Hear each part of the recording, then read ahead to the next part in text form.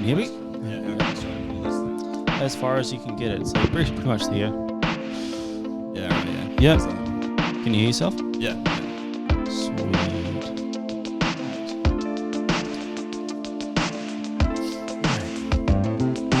I do have a couple of questions, but it's not really like anything particular.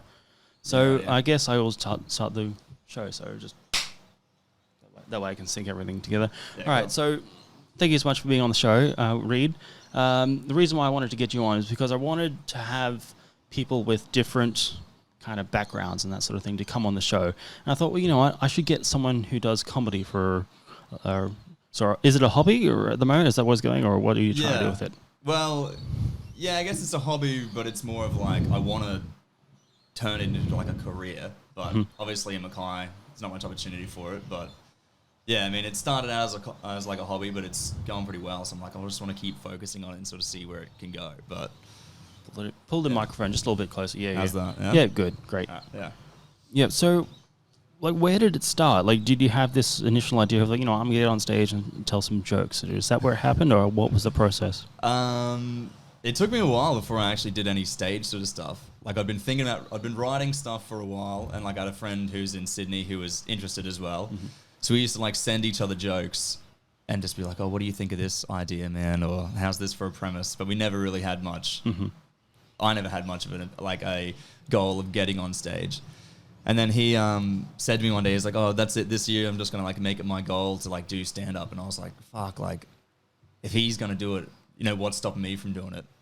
So then I sort of looked into like any form of comedy that happened in Mackay or anything and found one lady, Manic Mandy, and sort of talked to her a little bit. And then she ended up sort of talked for probably like a month or so back and forth here and there. And then one day she just messaged me and was like, hey, I'm doing a show now. Do you want to come down and perform? And I was like, fuck, like if I say no to this, I'll hate myself. And I've already got, you know, around 5 minutes of material written. So I just went and did it and it went pretty well. And then I was like, yeah, I can probably keep doing this. So yeah, but it was daunting. It was so daunting the first time doing it. Like it was terrifying. I can't imagine, you know, like I've performed here and there myself, not in comedy, but like other things, or like music or whatever. But like, I can't imagine what it's like getting on stage for the first time. Like, what was it like getting on stage, standing in front of a mic and telling jokes? Like, what was that? Was that intimidating for you? Oh yeah, it was terrifying, and because like I've been on stage before as well in bands and stuff like that. So but I guess it's more like being like the singer where like the center of attention is on you sort of thing. So I got up on stage and I was literally just reading notes out of my fucking book. Like it was like doing an oral presentation at school. I was barely looking at the audience. I was just like reading notes like and then this happened and then that.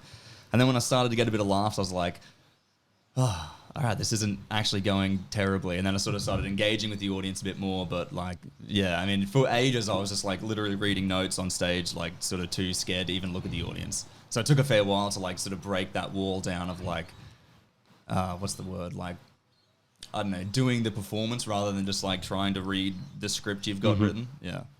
Like, how long have you actually been doing it now? Like, you've been doing it a while, but... Probably the first time I performed was probably like January last year. Well, so all over a year, okay. Yeah, like that's about not a too year and a bad. half. Okay. Yeah. That's not too bad. But then I did it once, then waited about a month before I did it again. And then sort of, once I did it that second time, I sort of started doing it a few more times. And then COVID just broke out real bad, and then I didn't do anything for like 6 months. So I pretty much had like, maybe like a month of it pretty consistent, and then like 6 months of just basically doing nothing at all. So it was the worst time to start, really. It really like just threw a complete spanner in the works. Well, at least you got time to write and you know, organize yourself for the next show and all that sort of thing. But like, what was the inspiration for pursuing a career in comedy? Like, where did that come from? I don't know. I've just always loved comedy, and I always like, I don't know. I always loved comedy so much, but never really thought that I could do it. And I always was like, oh, my dream is to like be a writer on like a comedy show, or like write a cartoon, or do something like behind the scenes, more like of like a writer, not like an actual performer. But then I thought, well, how do I do that? Like, if I start doing comedy, then I can probably work towards doing that. I mean, now, like, I'd love to do that still, but like now I feel like comedy probably is the right thing to do. But it just took me a while to like realize, especially living in Mackay, because there's no, you know, we don't really have like comedy open mics and stuff like that. So there was no real like way to get your foot in the door, way to start. So it was like sort of it took me a while to just start and realize like, oh, this is what I was supposed to do, I guess. So like I guess like what is your approach to joke writing? I guess I could ask. Like where does like the idea of like, oh yeah, this could be a cool thread of thought, I can manipulate that into something that could be quite funny on stage. Like where does that spark of inspiration come from? Yeah, it's just everyday life, really. Like a lot of my stuff is just like conversations I'll have with a friend, and I'll be like, even if it was something they said or something I said or something we both sort of riffed on together, I'm like, that was funny. If I could like tweak that story so it's like this happened, then that happened to make the last thing funnier. But yeah, so I get a lot of stuff from that, just like conversations with people, or like I'll go to the store and do something really awkward, and I'll be like, well, that'd be way funnier if I, made it way more dramatic than what actually happened in real life. So I play on like real world experiences quite a lot. But I did like some comedy courses, and it was like a lot of the writing there was really focused on things that like really annoy you or things that you really hate, and then like channeling that into like a bit. So a lot of that sort of stuff, like I'll be like, oh, I fucking hate going to the store and someone's walking real slow with the trolley or something like that. So then I'll like write a thread about like everything that annoys me and turn that into a joke. But yeah, I mean, like I still find joke writing incredibly hard. But yeah, every now and then you'll just get like a little bit of inspiration, and then you just got to follow that down the path like as long as you can and see what you can get out of it. Because like honestly, I think you're one of the very few people I know who are actually like making a good go of it in Mackay.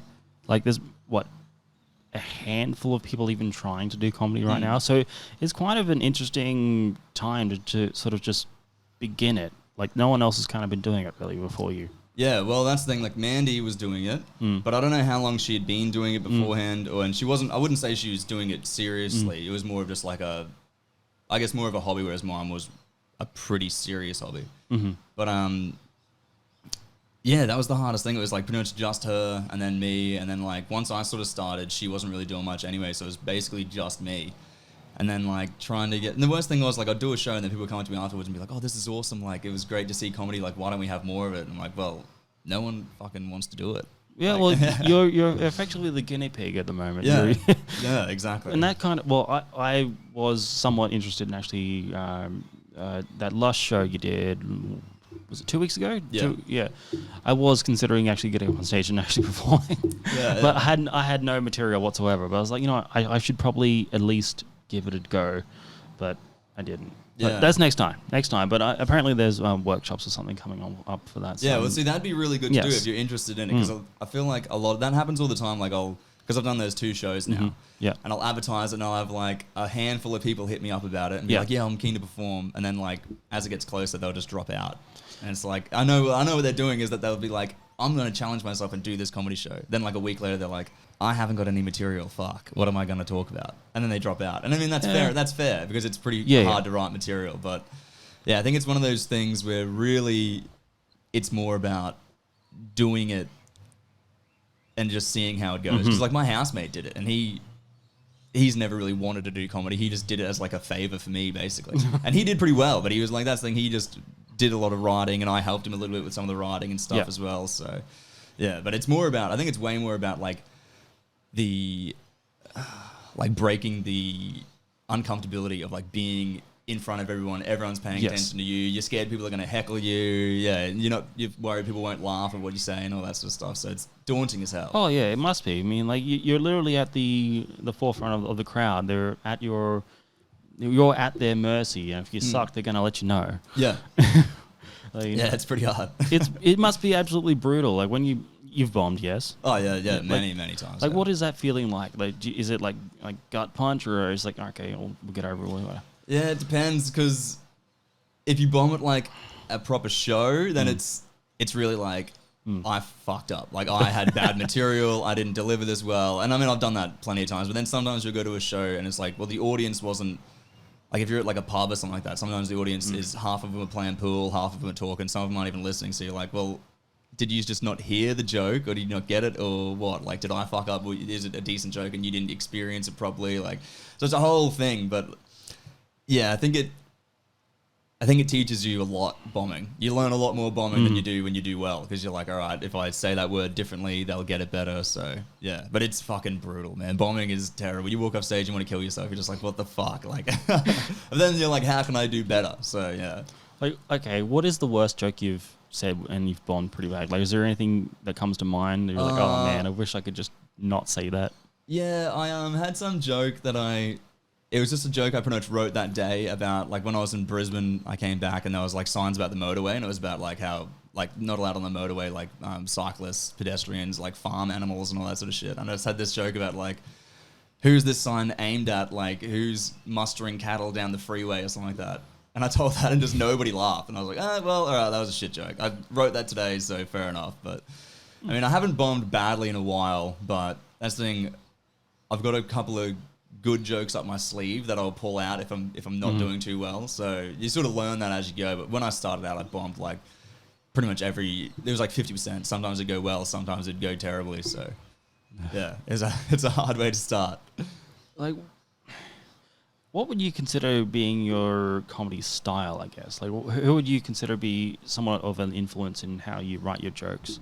Yeah, probably Louis C.K. the most, because he's like probably the comedian that I like the most, and I really like his style of like that sort of like edgy, catch you off guard, sort of dark sort of humor. But I mean, I try to write like observational stuff as well, like more like Jerry Seinfeld sort of type stuff, because I don't want to like, I don't know, I find like if you're struggling to write a certain thing, then you should probably focus on that more to get better in that in a way.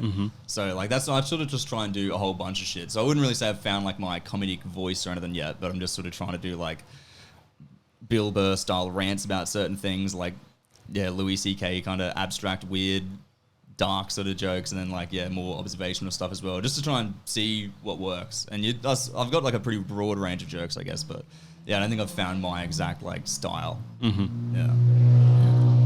Just wait for the car to go past. Yeah, that's what sucks about living next to a park. You know, there's people just rev their engines. Okay, like what pathways, I guess, have opened up for you since you've started this? Like, it must be sort of a rush to get all this stuff happen for you and that sort of thing.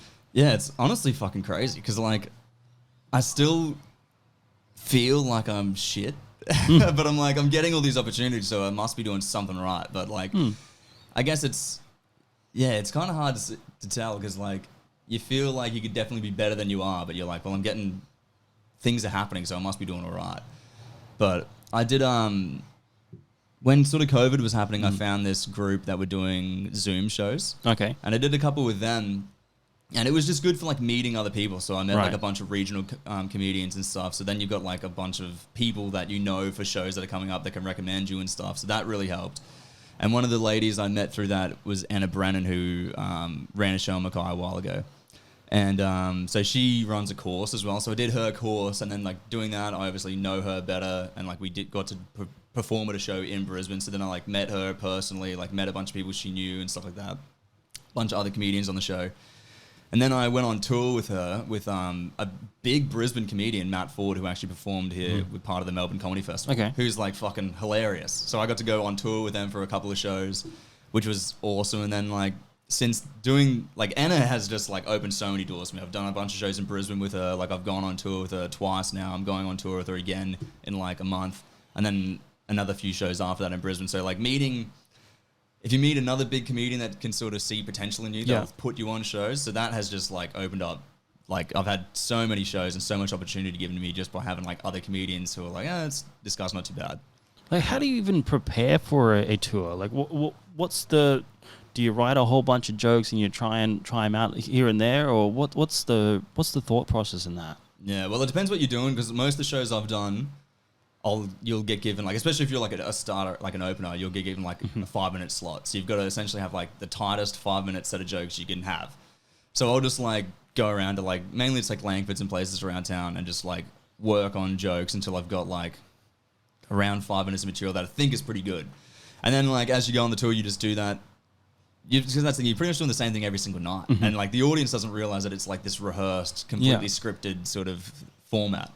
So you just like get your jokes down to like the tightest 5 minutes you possibly can, and then that's pretty much all you do for the tour. And by the end of the tour, you know that 5 minutes so well. It's like, you know it like off the back of your hand. So yeah, you really grind it down to like the most polished stone it can be. Oh, wow. Yeah, so that's a lot. Who has become? Do you have any like mentor figures that have like sort of coached you along? I guess I know you mentioned a couple of people before, but is there anyone else?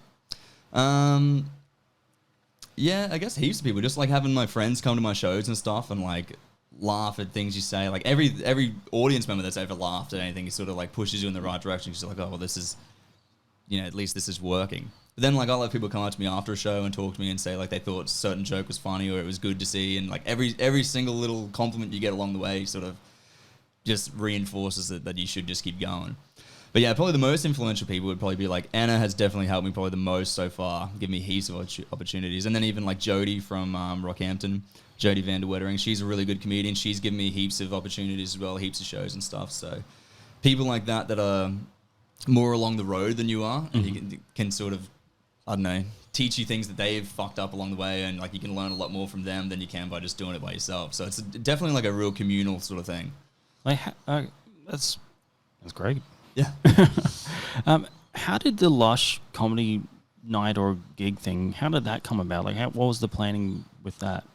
Well, I was just doing shows at Langford's, and they were just pretty terrible because, like I was saying, you're just going up at like an open mic. Yeah. It's just people playing music. People are there just talking with their mates, listening to music, but you can't really experience comedy like that. You can't just be having a conversation and hearing it in the background and get it. So, like, I was performing there all the time, and then just getting sort of annoyed that, like, yeah, like I was saying before, you couldn't tell if you were bombing or if the audience just wasn't listening, because, like, you'd tell a joke, you'd get, like, 2 chuckles, and then and you wouldn't get anything from the crowd. So you're like, I don't know if this is working or if this isn't working, like, I don't know. And I was, I posted on, like, I've been using this, like, Reddit forum about, like, comedians and stuff. So I was talking on there just about, like, asking people what I should do, like, if I should keep going there. And a lot of people just said, like, you just need to, like, start your own room. And I was like, whatever, like, as if that's ever going to be possible. And then I just thought about it more and more. Excuse me. And then I did a show at Lush and got along really well with the owner and said, like, hey, man, I'm sort of planning on something. What do you think about running our own open mic show? And then he was like even more keen than I was, and I was like really keen to get it going. But then it was really good. Like, we were both keen as hell, but the hardest thing was finding like other people to perform. Because, like, yeah, I mean, we only had like 4 people, if that, and it usually starts out as like 6 people want to perform, then people drop out, and yeah, and then like people on the last day be like, I don't know if I can do it, like, so it gets hard. But it's like, yeah, I mean, there's been 2 of them so far which have both been like pretty successful. But I mean, I'd love to run more, but I'm moving, so I can't really do it. But yeah, I mean, it sucks. It was just sort of starting to get the Mackay scene up and running, but yeah. As well, hopefully if these workshops go ahead and go well, I'm sure there will be others coming along and supporting that scene, I guess, which I am personally interested in going to the workshops just to see what it's about and just sort of discover what comedy could be in Mackay. Because honestly, there's like not really much comedy in Mackay at all, which is kind of weird, we're prime for it, Yeah. There's plenty of venues that would be able to take on a comedy act or something like that for a night or two. And so, yeah, I personally see this as a great opportunity for Mackay to do something cool. So I guess like my question for you would be if you could give some like advice to some persons, like, I've thought about this doing comedy, but I don't know where to start. Like, what would you say to them? Well, watch YouTube videos on like how to write jokes, because it's like writing music. Like, once you learn about like chord progressions and like keys and all that sort of shit, then you're like, oh, writing a song isn't as hard as I thought it was. So like once you watch a bunch of videos on like how to write jokes and like, or do courses about that, you'll slowly learn that there's like easy sort of like cheat ways to write jokes, and you can start out with an idea, and as long as you use these specific formula, you can at least get to something that is funny enough to like make someone laugh. And might not be the funniest joke that'll bring the fucking house down, but like people will laugh. So it's definitely a lot about like learning the rules of how to like set jokes up and like explain a premise so that like the audience will get the punchline when it comes through. But once you sort of learn the rules, then like Yeah, because like when I was writing before I really knew how to write, I was just writing like premises. I never really knew how to finish it. But like once you sort of learn the rules about how to write productively and how to actually get to a punchline, and then if you do that on stage, which is the hardest thing to do, is to do it on stage. But when you can finally sort of break that barrier and do it on stage, once you get a laugh back for something that you've written, it'll give you so much like enthusiasm to just write more stuff. Because I think the hardest thing is actually like going from writing something to then performing it. But like with those Lush shows, like that's the best place you can possibly perform because the whole audience is like stoked to be there. They're watching you on stage. Like it's not like going to an open mic show at a shitty bar where no one's really paying attention. So, yeah. No, that's good. I really like that. Like, why would you become a comic in the first place? Like, like, what, of all the things you could be doing in life, getting up and why get up on stage and tell some jokes? Well, there's not much money in it, so it's a pretty. You have to have a pretty good personality to do it. Yeah. Obviously, you have to. But I think it's just like a crazy drug, really. Like, whenever I have, like, it's the best fucking feeling ever is like having a good set and coming off stage and being like, wow, that was sick. I like made people laugh for like 5 minutes straight, or like had a big laugh at the end, or whatever you did. It's just such and it just absolutely crazy feeling. Like if I go up and do well, I'll be on this like weird manic stage for like the rest of the night. I like will wake up the next day and like not really remember that much of what happened because I'll just be like on such a altered personality, or so I don't know how to explain it. But it's a crazy experience. So it's awesome, and that's like, I don't know, to me, like I've always thought I was like a pretty funny person, and like I've always just sort of felt like making people laugh is like the best thing. Like if you can make people laugh, everyone's gonna have a good time. Like people, I don't know, I've always just like, all I've ever really wanted to do is just like make people laugh in certain situations and stuff. So then like, I mean, if I can get paid to do that, I'm fucking stoked. But, you know, you don't really get paid for a while. So, all right, to wrap up, because I usually keep these things pretty short anyway. But so tell me what you're doing. What are you got any dates coming up, or what's happening? Well, there's the course that Mandy's running at the moment. So there's the final date for that. I think it's the 18th of November. There's going to be everyone from the workshop's going to perform. So me and Anna are coming up from Brisbane to do that show. So we're doing like a tour up the coast. I don't really know what the dates are. Then I think it's like Bundy, Yeppoon, Mackay. We're doing 2 shows in Mackay, so it'll be like the 18th and the 19th, and then like back down the coast as well. So I'm not really sure what the dates are in between, but like, yeah, I know it's like the 18th and the 19th in Mackay. And then the next week after that, I think, or it started December, we're doing like a few shows on the Sunshine Coast. And I've actually got like a open mic competition on the 29th of October, like just after I moved to Brisbane on the Gold Coast. So I get to sort of see how I do against other Brisbane comedians. So that's like the next big step, is going there and seeing how I do with like actual decent comedians. Well, it sounds like you've got a whole lot of stuff going on at the moment. So I really thank you for coming on the show. It was great. Yeah, thanks a lot, man. Thanks. It's all good. You know, I knew it was only going to be a relatively short one anyway, but yeah, that's fine. Yeah. That's good.